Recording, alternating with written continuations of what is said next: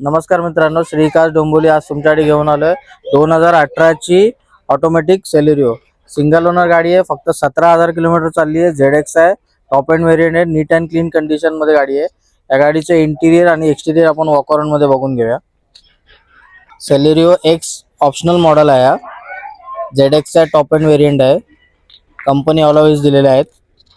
स्क्रॅचलेस condition मध्ये गाडी आहे। चारही टायर चांगल्या कंडिशन मध्ये आहेत। प्युअर पेट्रोल मध्ये गाडी असणार आहे। फक्त 17,000 चाललेली आहे। Touch screen player, auto transmission, single owner आहे गाडी। चांगल्या क्वालिटीचे सीट कव्हर आहेत।